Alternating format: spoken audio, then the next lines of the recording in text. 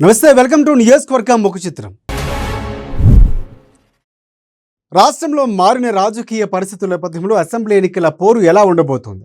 Congress BRS మధ్య విముఖ పోటీ ఉండనుందా, లేక కాంగ్రెస్ బీజేపీ మధ్య టఫ్ ఫైట్ సాధ్యమా, లేక మూడు పార్టీల మధ్య త్రిముఖ పోరు తప్పదా? ఓటర్లు ఎవరికి జై కొట్టున్నారు, ఎవరిని ఇంటికి పంపించున్నారు? Watch on.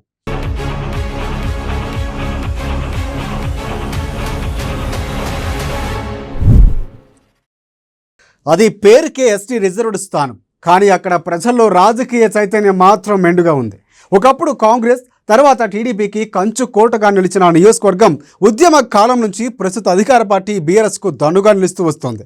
అయితే గత 2 ఎన్నికల్లోనూ బీఆర్ఎస్ జెండా ఎగిరినప్పటికీ ప్రస్తుతం మారిన పరిస్థితుల్లో సిట్టింగ్ ఎమ్మెల్యే ఒడిదుడుకుల్లో ఉన్నట్లు కూడా తెలుస్తోంది.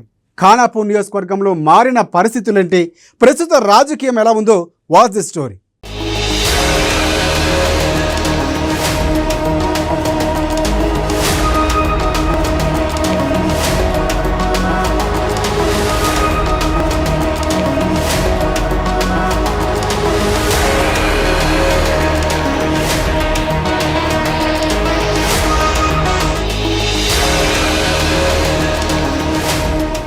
గతంలో జిల్లాల విభజనలో భాగంగా ఉమ్మడి ఆదిలాబాద్ 4 జిల్లాలుగా విడిపోయింది. ముచ్చటగా 3 జిల్లాల పరిధిలో విస్తరించి ఉన్న ఖానాపూర్ నియోజకవర్గం నిర్మల్ జిల్లాలో భాగం.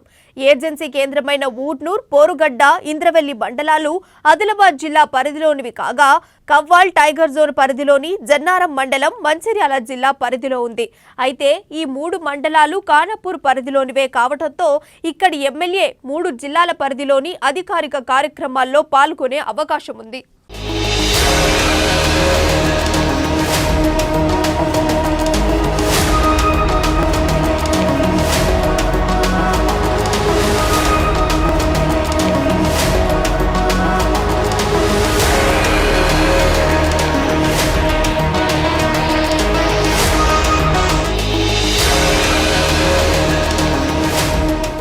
ఇక ఖానాపూర్ రాజకీయం గతానికి భిన్నంగా ఈ మారు పూర్తి రసవత్తరంగా మారుతోంది. వరుసగా 2 సార్లు ఎమ్మెల్యేగా కొనసాగుతున్న అజ్మీరా రేఖా నాయక్ ప్రస్తుతం సొంత పార్టీలోనే తీవ్రమైన టికెట్ పోటీ ఎదుర్కొంటున్నారు. ఫైర్ బ్రాండ్ గా పేర్కొనబడే రేఖా నాయక్ కు ఆ అలవాటు రాజకీయంగా ఎంతో కలిసొచ్చినప్పటికీ ఇప్పుడు అదే ఆమెకు ఇబ్బందికరంగా మారినట్లు తెలుస్తోంది. తన చురుకైన వాగ్దాటితో పలు సందర్భాల్లో అధికారులకు చెమటలు పట్టించి నియోజకవర్గ పరిధిలో అభివృద్ధి పనులు సాధించుకున్న ఆమె అదే అలవాటు కారణంగా సొంత పార్టీకి చెందిన పలువురు గ్రామ మండల స్థాయి ప్రజాప్రతినిధులు, ద్వితీయ శ్రేణి నాయకులు ప్రజలకు దూరం అయ్యారనే టాక్ ఉంది. అదే ముందు పోయి ఓడిచ్చిండు, ఓడి చేసిండు, ముందు దొరలు కొట్టిండ్లు, తిట్టిండ్లు. అప్పుడు ఈ కేసీఆర్ మంచిగా పైసలు ఇస్తుండు, ఇంటిని ఇస్తుండు, అన్ని ఇస్తుండు. కేసీఆరే గెలాల నా ఉద్దేశం అయితే. ఏం బాగున్నదయ్యా, ఏం బాగలేదు. మేము గరీబ్ వాళ్ళ లెక్కన ఉన్నాం. మాకు ఇల్లు లేవు, జాగాలో ఏడుంటా అనే రోడ్డు మీద ఉంటాం. మరి ఈ ప్రభుత్వాన్ని మార్చాలనుకుంటున్నారా? మార్చాలి కదా. ఏ ప్రభుత్వానికి ఓటు వేయాలనుకుంటున్నారు? మాకు ఎవరు మంచి చేస్తే వాళ్ళకి వేస్తాం. ఎవరు మంచి అని అంటే ఎట్లా తెలుస్తుంది మీకు? మాకే భూములు, జాగాలు మాకైతే ఏం లేవు.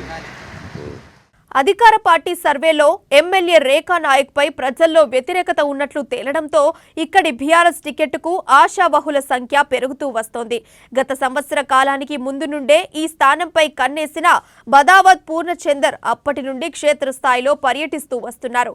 స్థానికుడైన ఈయన రాజ్యసభ సభ్యుడి సంతోష్ రావు కొనసాగిస్తున్న గ్రీన్ ఇండియా ఛాలెంజ్ కార్యక్రమ డైరెక్టర్. ఇక మరోవైపు ఆదిలాబాద్ జెడ్పీ చైర్మన్ గా వ్యవహరిస్తున్న రాథోడ్ జనార్దన్ సైతం ఇక్కడే టికెట్ రేసులో ఉన్నారు.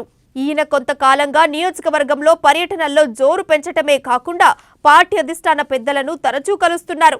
ఇదే క్రమంలో హైదరాబాద్ కలెక్టర్ గా పనిచేసి పదవీ విరమణ పొందిన శర్మన్ నాయక్ కూడా టికెట్ ఆశిస్తూ తరచూ క్షేత్రస్థాయి పర్యటనలు చేస్తున్నారు. తాజాగా కేటీఆర్ కు చిన్ననాటి మిత్రుడిగా పేర్కొనబడే జాన్సన్ నాయక్ ఖానాపూర్ పై కన్నేసి నియోజకవర్గంలో విస్తృత పర్యటనలు చేస్తున్నాడు.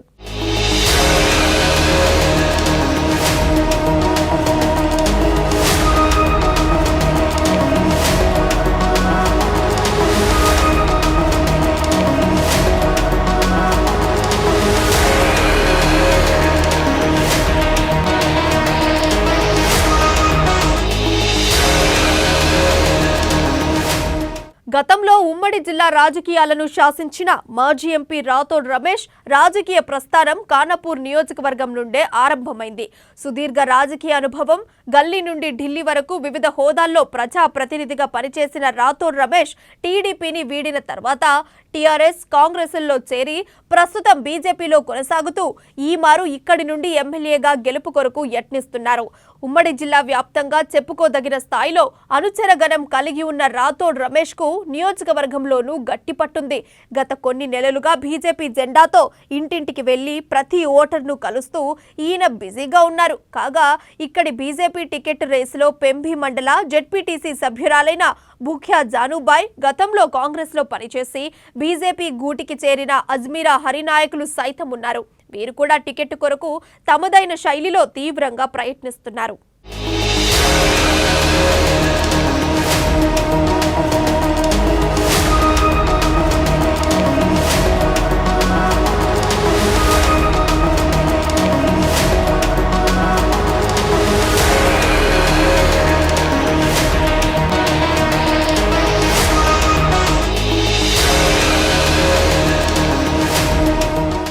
రాష్ట్రంలో ప్రస్తుతం మంచి ఊపు మీదున్న కాంగ్రెస్ పార్టీ ఖానాపూర్లోనూ గట్టిగానే ఉన్నట్లు తెలుస్తోంది.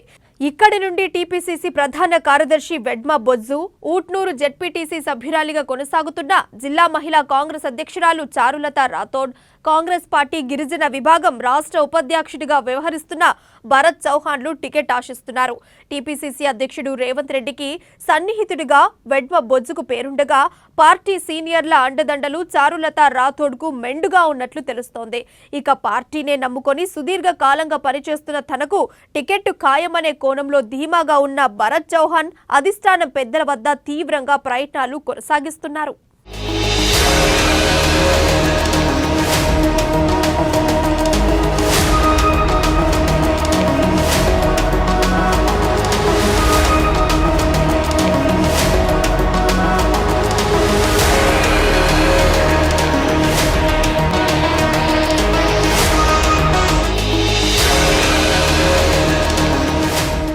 రానున్న ఎన్నికల్లో గెలుపెవరిదనేది పక్కన పెడితే సిట్టింగ్ ఎమ్మెల్యే రేఖా నాయక్ పై ప్రజలు అసంతృప్తిగా ఉన్నట్లు తెలుస్తోంది.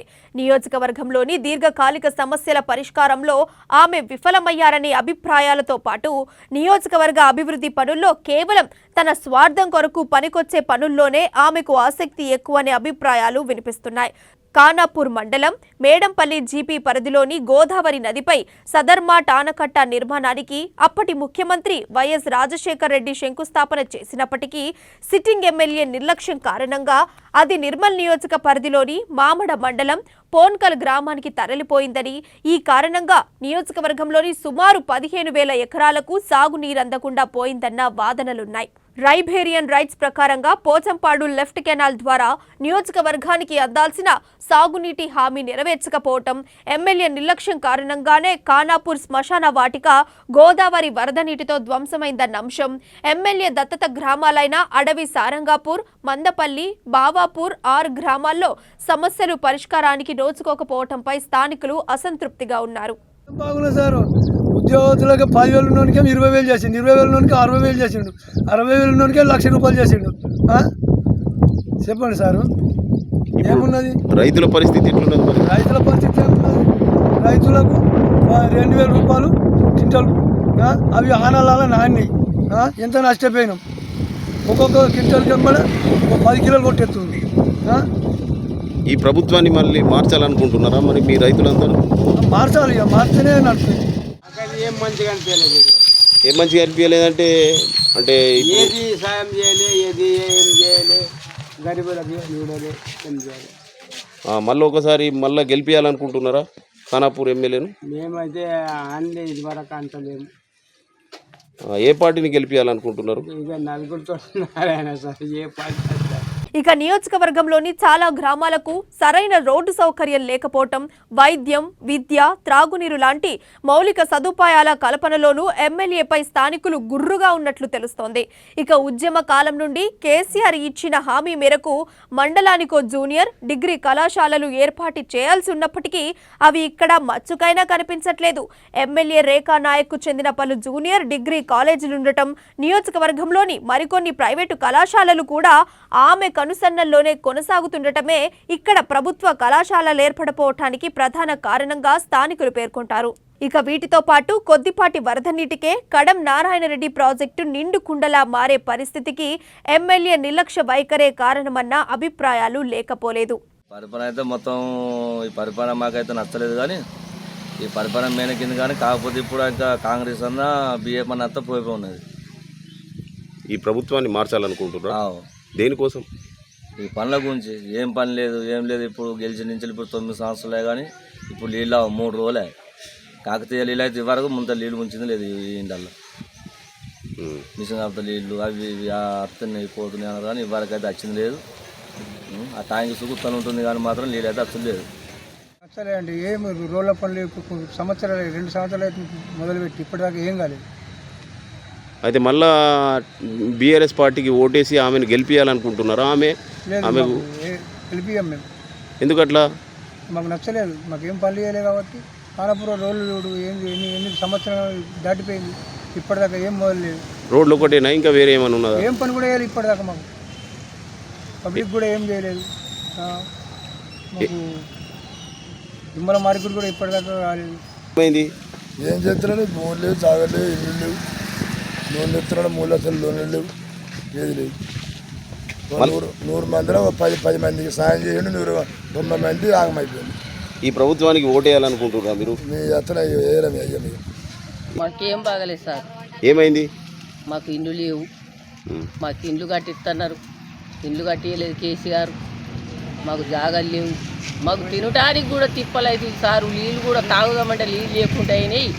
గంగల నీళ్ళు మోసుకొని తానాలు చేసి వస్తున్నాం సారు. ఒక పూట తింటే ఒక పూట వంటున్నాం సారు.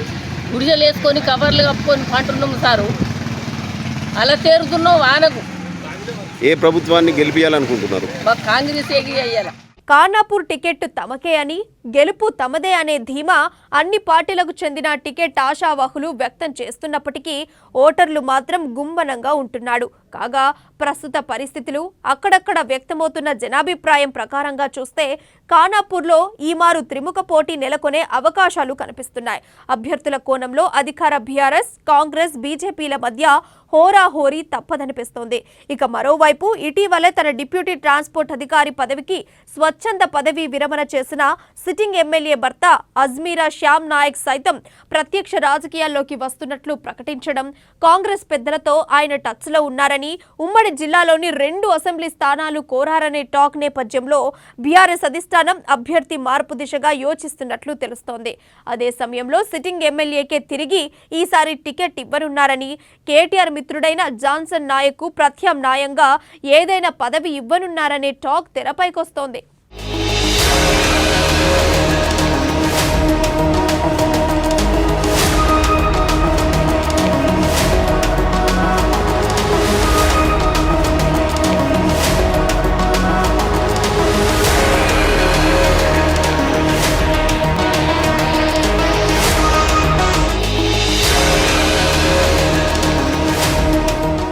గెలుపు కోసం అన్ని పార్టీలకు చెందిన టికెట్ ఆశావహులు సర్వశక్తులు ఒడ్డుతున్న ఖానాపూర్లో చివరకు ఏ పార్టీ అభ్యర్థులుగా ఎవరు బరిలో ఉండనున్నారనేది ప్రధాన చర్చనీయాంశంగా మారగా, చివరి దశలో టికెట్ దక్కని అభ్యర్థుల అడుగులు ఎటువైపు ఉంటాయనేది ప్రస్తుతం ఆసక్తికరంగా మారింది.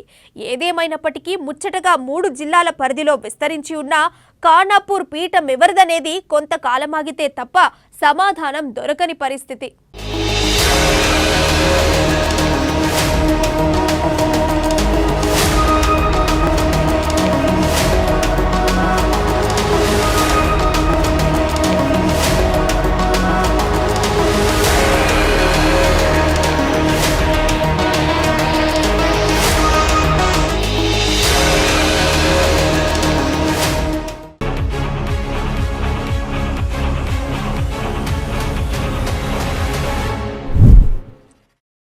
ఉద్యమాల పురిటిగట్ట హుస్నాబాద్ నియోజకవర్గంలో ఈసారి ఏ పార్టీ విజయం సాధించే అవకాశాలు ఉన్నాయి? మరోసారి గులాబీ జెండా రెపరెపలాడటం ఖాయమా? లేక కాంగ్రెస్ విజయ ఢంకా మోగించనుందా? లేదా ఇతర పార్టీలకు ఏమైనా కలిసి వచ్చే అవకాశాలు కనిపిస్తున్నాయా? అసలు హుస్నాబాద్ నియోజకవర్గంలో ఏం జరుగుతోంది? ఏ పార్టీకి ఎంత మేరకు అవకాశాలు ఉన్నాయో ఓసారి చూద్దాం.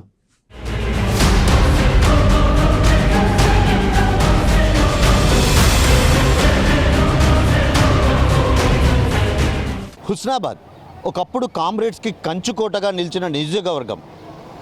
కాలానికి అనుగుణంగా పార్టీలు మారుతూ రాజకీయంగా కూడా ప్రజలలో ఒక చైతన్యం వచ్చిందని చెప్పవచ్చు. ప్రధానంగా గతంలో కాంగ్రెస్ పార్టీతో పాటు కామ్రేడ్లు కూడా ఏలిన హుస్నాబాద్ నియోజకవర్గంలో అధికార బీఆర్ఎస్ పార్టీ గత అసెంబ్లీ ఎలక్షన్లో అధికారం సాధించగా ఈసారి కాస్త ఉత్కంఠ పోరు అయితే నెలకొననుంది.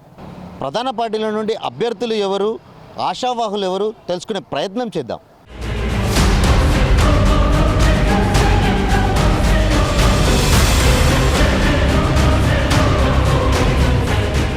ఉద్యమాల పురిటిగట్ట హుస్నాబాద్ నియోజకవర్గంలో రాజకీయ చైతన్యం ఎక్కువ. తెలంగాణ ప్రజలను పీడించిన రజాకారులపై రణభేరి మోగించింది ఇక్కడే.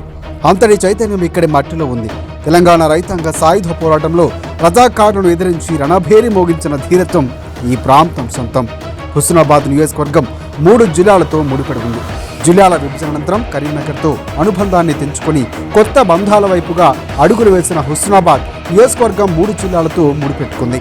ఈ నియోజకవర్గంలో మొత్తంగా 2.34 లక్షలకు పైగా ఓటర్లు ఉండగా పురుషుల సంఖ్య 1,11,000 కాగా 1.12 లక్షలకు పైగా మహిళా ఓటర్లు ఉన్నారు. నియోజకవర్గంలో రెడ్డి సామాజిక వర్గం ఆధిపత్యం ఎక్కువగానే చెప్పవచ్చు. నియోజకవర్గం అంతా వ్యవసాయ ఆధారిత ప్రాంతం. ఇక్కడి రైతులు వర్షంపైనే ఆధారపడి సాగు చేస్తారు. 80% మంది రైతులు కూలీలు ఉన్నారు. వ్యవసాయ పారిశ్రామిక రంగంలో వెనుకబడి ఉన్న రాజకీయ చైతన్యంలో మాత్రం ఈ సెగ్మెంట్ ముందు వరుసలో ఉంటుంది.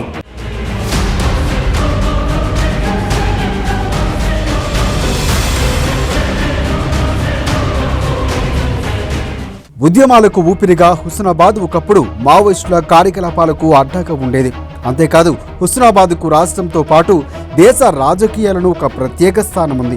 ఆర్థిక చాణికుడిగా పేరొందిన దేశ మాజీ ప్రధాని స్వర్గీయ పివి నరసింహారావు ఈ నియోజకవర్గానికి చెందినవారు కావడం విశేషం.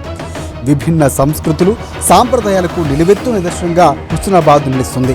ఎర్ర జెండా నీడలో ఒదిగిన తెలుగుదేశం ప్రభంజనంలో తన ప్రత్యేకతను చాటుకున్న కాంగ్రెస్ను ఆదరించిన తెలంగాణ ఉద్యమంలో శిఖరాగ్రానికి చేరుకొని టీఆర్ఎస్కు అండగా నిలిచిన హుస్నాబాద్ ఓటర్ల తీర్పు ఎప్పుడూ విలక్షణంగానే ఉంటుంది. నాడు కమ్యూనిస్టులకు పెట్టని కోటగా నిలిచినప్పటికీ కాలక్రమేణా మారుతున్న కాలానికి అనుగుణంగా ఇక్కడ ప్రజల్లో కూడా రాజకీయంగా ఎంతో మార్పు వచ్చింది. 4 సార్లు మినహా ప్రతిసారి ప్రభుత్వేతర ఎమ్మెల్యేలు గెలిపించడం ఇక్కడ ప్రజల ప్రత్యేకత అని చెప్పవచ్చు.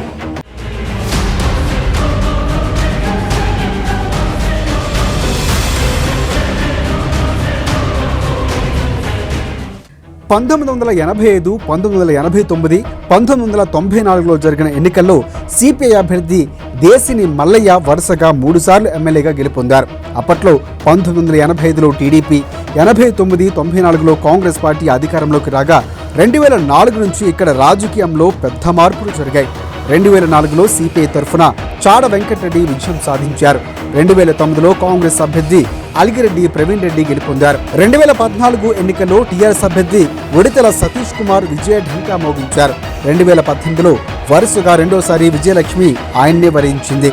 అంటే గత 3 ఎన్నికలను పరిశీలిస్తే ఈ నియోజకవర్గంలో ఏ పార్టీ అభ్యర్థి గెలిస్తే అదే పార్టీ అధికారంలోకి వస్తుందని చెప్పకని చెప్పవచ్చు.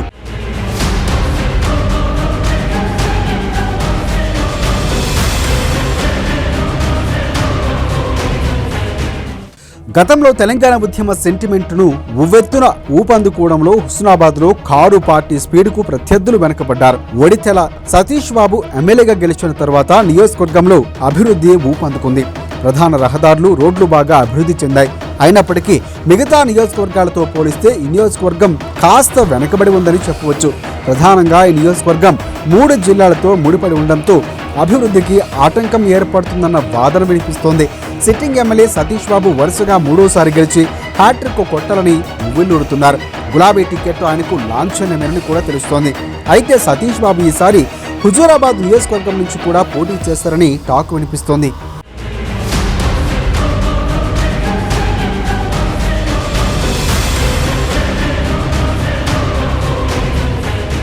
కాంగ్రెస్ పార్టీ విషయానికి వస్తే ప్రవీణ్ రెడ్డి పేరు ప్రముఖంగా వినిపిస్తోంది. గతంలో ఎమ్మెల్యేగా పనిచేసిన అనుభవం ఆయనకు ఉండడంతో క్యాడర్ కూడా బాగానే ఉంది. గతంలో ఈ నియోజకవర్గానికి ఆయన తన వంతుగా అభివృద్ధి కృషి చేశారని ప్రజలు విశ్వసిస్తారు. ఇప్పటికీ ప్రవీణ్ రెడ్డి అదే ఊపును కొనసాగిస్తున్నారన్న అభిప్రాయం కూడా వ్యక్తమవుతుంది. నియోజకవర్గంలో తనదైన స్థాయిలో ప్రజల్లో మమేకమవుతూ ఇప్పటికే ప్రచారంలో ముందున్నారు.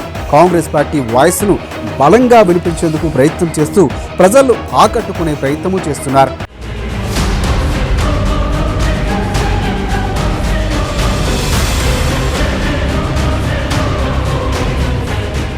బీజేపీ కాంగ్రెస్ కు ధీటుగా బీజేపీ కూడా సై అంటుంది. బీజేపీ నుంచి ఇక్కడ ప్రధానంగా మాజీ ఎమ్మెల్యే బొమ్మ వెంకటేశ్వర్లతో నేడు బొమ్మ శ్రీరామ్ పేరు వినిపిస్తోంది. శ్రీరామ్ తండ్రి మాజీ ఎమ్మెల్యే కావడంతో ఆయన పలుకుబడి శ్రీరామ్కు పనికొస్తుందా అన్నది చెప్పలేం. బొమ్మ శ్రీరామ్ ఇప్పటికే నియోజకవర్గంలో తనదైన శైలిలో ప్రజలకు దగ్గరయ్యేందుకు ప్రయత్నాలు మొదలుపెట్టారు. అయితే బీజేపీలో శ్రీరామ్తో పాటు ఇతరులు కూడా టికెట్ను ఆశిస్తున్నారు. జన్నపరెడ్డి సురేందర్ రెడ్డి కూడా బీజేపీ రేసులో ఉన్నారు. ఈయన ఇప్పటికే నియోజకవర్గంలో తిరుగుతున్నారు. బీజేపీ సంక్షేమ పథకాలు గడప గడపకు తీసుకువెళ్లి ప్రజలకు అవగాహన కల్పించే ప్రయత్నాలు మొదలుపెట్టారు. రాష్ట్ర ప్రభుత్వం కేంద్ర ప్రభుత్వ పథకాలు రాష్ట్ర ప్రభుత్వ పథకాలుగా ప్రకటించుకుంటూ ప్రజలను తప్పుదోవ పట్టిస్తుందని సురేందర్ రెడ్డి ఆరోపిస్తున్నారు. ఈసారి బీజేపీ గెలిస్తే అసలు సిసలైన అభివృద్ధి అంటే ఏంటో చేసి చూపిస్తామని ఆయన చెబుతున్నారు. ఇప్పటికే జేఎస్ఆర్ పేరుతో ఆ ప్రాంత ప్రజలకు సుపరిచితులైన ఆయన అధిష్టానం తనకు అవకాశం ఇస్తే గెలిచి చూపిస్తానని చెబుతున్నారు. నా పేరు జన్నపరెడ్డి సురేందర్ రెడ్డి. మాది హుస్నాబాద్ నియోజకవర్గంలో కన్నారం గ్రామము. మా మండలం ఏందన్నది కరెక్ట్గా ఇయ్యాటికి క్లారిటీ లేదు. దీనికి కూడా ఎమ్మెల్యే గారే కారణం. ఏ ఊరికి ఏది దగ్గర అవుతుందని ఆలోచించకుండా ఖాళీ పెన్ను అధికారం ఉన్నది కదా అని మా ఇయ్యాటికి మా మండలం ఏందన్నది తెలియదు. బట్ హుస్నాబాద్ నియోజకవర్గం, నన్ను అందరూ హుస్నాబాద్ నియోజకవర్గంలో జేఎస్ఆర్గా పిలుస్తారు. నేను కార్యవర్గ సభ్యునిగా ఉన్నాను. రానున్న రోజుల్లో భారతీయ జనతా పార్టీ అధికారంలోకి వస్తుందని ఆశిస్తున్నాను. నేను గత సంవత్సరంలో భారతీయ జనతా పార్టీలో చేరినాను. నేను భారతీయ జనతా పార్టీ అవకాశం ఇస్తే డెఫినెట్గా హుస్నాబాద్ నియోజకవర్గంలో ఒకవేళ మా పార్టీ అవకాశం ఇస్తే బరిలో ఉండే అవకాశం ఉంది. ఎమ్మెల్యే గారి గురించి నేను గతంలో కూడా చెప్పడం జరిగింది. 119 నియోజకవర్గాలలో ఏదన్నా నియోజకవర్గం వెనుకకు పడేయబడినది అంటే కేవలం అదొక హుస్నాబాద్ నియోజకవర్గం. ఏదో మారుమూల ఉన్న నియోజకవర్గాలు కూడా, ప్రతిపక్షాలున్న నియోజకవర్గాలు కూడా డెవలప్ అయినాయి. కానీ హుస్నాబాద్ నియోజకవర్గం మాత్రం అభివృద్ధికి నోచుకోలేదు. దానికి కేవలం ఒక కారణం, ఇక్కడ ఎవరైతే ఎమ్మెల్యేగా ఉన్నారో, నేను ఎప్పుడు మరీ చెప్తున్నాను, స్థానికేతరుడు ఎమ్మెల్యే కాబట్టి హుస్నాబాద్పై సవతి తల్లి ప్రేమ చూపిస్తున్నాడు కాబట్టి హుస్నాబాద్ అభివృద్ధికి నోచుకోలేదు. ఎప్పుడైతే తెలంగాణ వచ్చినాక హుస్నాబాద్ పరిస్థితి ఈ ఎమ్మెల్యే సతీష్ కుమార్ పుణ్యం అంట అట్లా కుంటుపడిపోయింది డెవలప్మెంట్.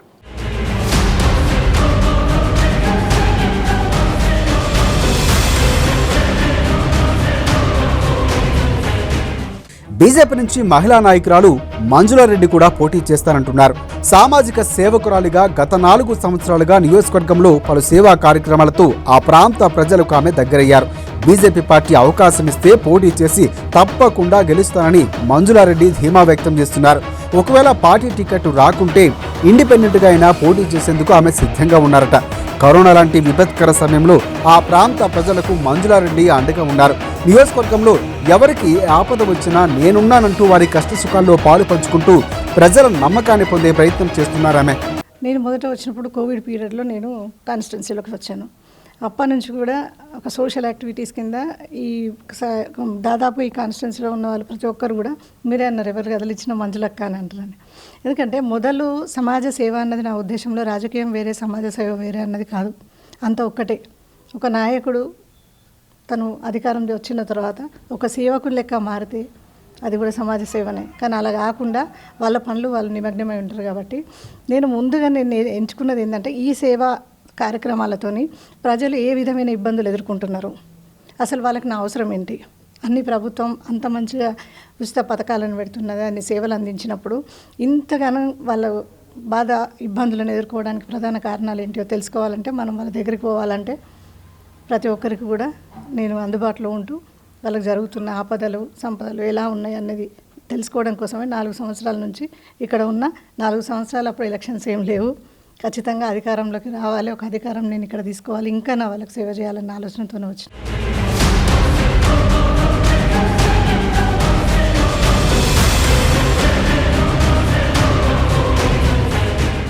బీఆర్ఎస్, కాంగ్రెస్, బీజేపీలే కాదు సిపిఐ కూడా ఇక్కడ పోటీకి రెడీ అవుతోంది. సీనియర్ నేత చాడ వెంకటరెడ్డి సిపిఐ తరఫున పోటీకి సిద్ధమవుతున్నారు. అయితే గతంలో ఈ నియోజకవర్గ ఎమ్మెల్యేగా పనిచేసిన అనుభవం ఆయనకు ఉంది. ఈ ప్రాంత సమస్యలపై అవగాహనతో పాటు ఆయనకు క్షేత్రస్థాయిలో గట్టి పట్టుంది. ఇదే ఆయనకు కలిసొచ్చే అంశంగా చెప్పవచ్చు. మారుతున్న కాలానికి అనుగుణంగా ప్రజలు కామ్రేడ్లపై పెద్దగా దృష్టి సారించకపోవడం పెద్ద మైనస్ పాయింట్ అని చెప్పవచ్చు. అయితే అధికార బీఆర్ఎస్తో సిపిఐ పొత్తు కుదిరితే మాత్రం ఈ స్థానం కామ్రేడ్కే దక్కే అవకాశాలు ఎక్కువగా ఉన్నాయి. ఇదే జరిగితే చాడ వెంకటరెడ్డి జాక్పాట్ కొట్టేసినట్లేని చెప్పవచ్చు. అయితే బీఆర్ఎస్ సిపిఐ మధ్య పొత్తు కుదురుతుందా? కుదిరితే సీటు ఎవరికిస్తారన్నది మాత్రం ఇక్కడ అంచనా వేయడం మాత్రం కష్టమని చెప్పవచ్చు.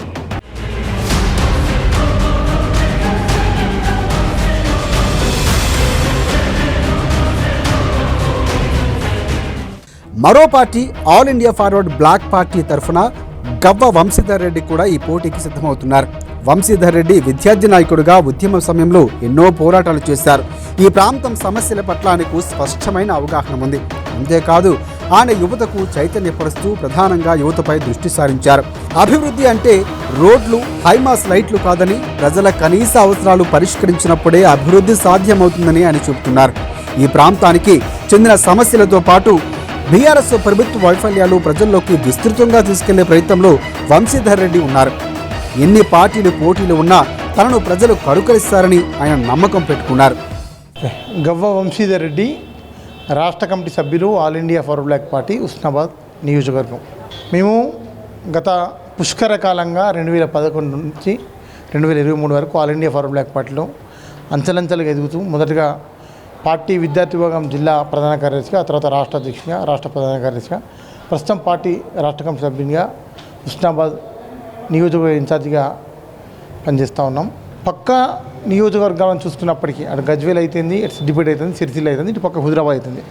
ఆ నియోజకవర్గాలు 100 స్పీడ్తో ముందుకు అభివృద్ధి పదంలో పరిగెడుతూ ఉంటాయి. మా నియోజకవర్గంలో మాత్రం నిమ్మకు నీరెత్తినట్లు అభివృద్ధి లేదు. గౌరవ ఎమ్మెల్యే గారు సతీష్ బాబు గారు వారు సంక్షేమ పథకాల ద్వారా వచ్చే నిధులను, రైతు బంధు అవుతుంది, రైతు బీమా అవుతుంది, కళ్యాణ లక్ష్మి అవుతుంది, షాదీ ముబారక్ అవుతుంది, పెన్షన్ల రూపంలో ఇలా మిషన్ కాకతీయ, మిషన్ భగీరథ కార్యక్రమాల ద్వారా ఈ నియోజకవర్గానికి దాదాపుగా 5,000 కోట్ల రూపాయలు ప్రభుత్వ నిధులు వచ్చాయి.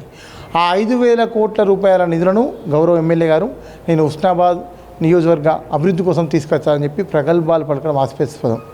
ఎమ్మెల్యే గారు వివాద రహితుడు, ఎవరిని ఏమనడు, ఏం పనిచేయడని చెప్పి స్పష్టం చేస్తాను. ఎమ్మెల్యే గారు ఈ నియోజకవర్గాన్ని, ఈ నియోజకవర్గ ప్రజల ఆకాంక్షలకు భిన్నంగా ఈ నియోజకవర్గాన్ని 3 జిల్లాలుగా విభజించి, ఇటు సిద్దిపేట జిల్లా, అటు కరీంనగర్ జిల్లా, ఇటు హనుమకొండ జిల్లాలుగా విభజించి మాలో పుట్టిన ఐక్యతను విడగొట్టే వారి రాజకీయ ప్రయోజనాల కోసం, వారి అవసరాల కోసం ఐక్యతను విడగొట్టే ప్రయత్నం చేశారు. ప్రొసీడింగ్ వచ్చింది.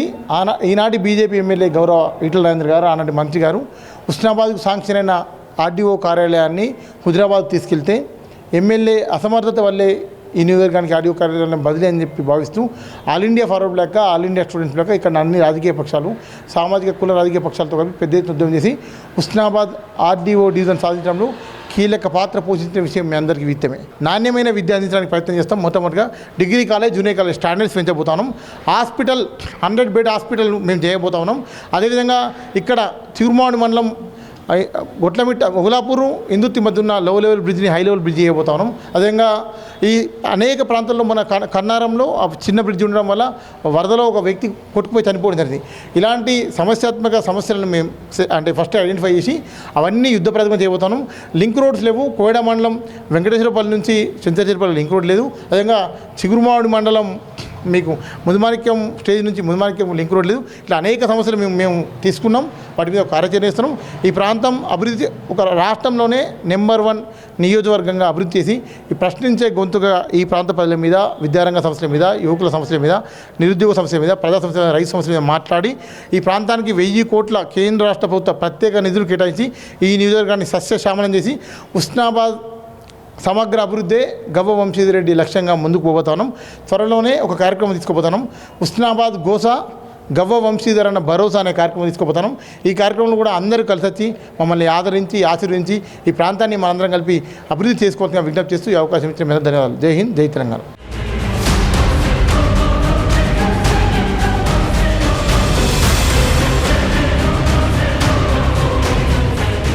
మొత్తంగా హుస్నాబాద్ నియోజకవర్గంలో BRS, Congress, BJP, CPI, All India Forward Bloc ఇలా పలు పార్టీలు పోటీ చేసేందుకు సిద్ధంగా ఉన్నాయి. గత 2 సార్లు కారు పార్టీ గెలిచినప్పటికీ ఈసారి పరిస్థితి మాత్రం అంత అనుకూలంగా లేదనే వాదన వినిపిస్తుంది.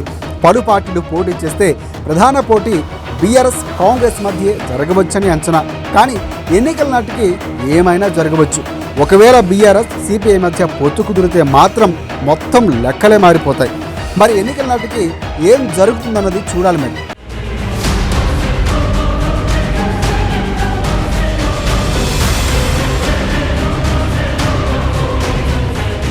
చూశారు కదా, దశాబ్దాల క్రితం కామ్రేడ్లు ఏలిన ఈ నియోజకవర్గంలో గతంలో కాంగ్రెస్ పార్టీతో పాటు అధికార బీఆర్ఎస్ పార్టీ కూడా ఇక్కడ అధికార పగ్గాలు చేపట్టింది.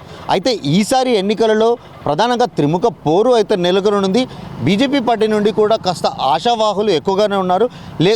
కానీ ఈసారి మాత్రం విజయం అధికార కాంగ్రెస్ పార్టీని వరించనున్నట్లు కూడా ఇక్కడ స్థానికుల అభిప్రాయం అయితే వ్యక్తమవుతుంది. కెమెరా పర్సన్ అరుణ్తో శ్రీకాంత్, అమ్మా న్యూస్, హుస్నాబాద్ నియోజకవర్గం నుండి. ఇది వాటి నియోజకవర్గం ముఖ చిత్రం. మరొక నియోజకవర్గ ముఖ చిత్రంలో మళ్ళీ కలుసుకుందాం. అంతవరకు చూస్తూనే ఉండండి అమ్మా న్యూస్. నిజం కోసం, జనం కోసం.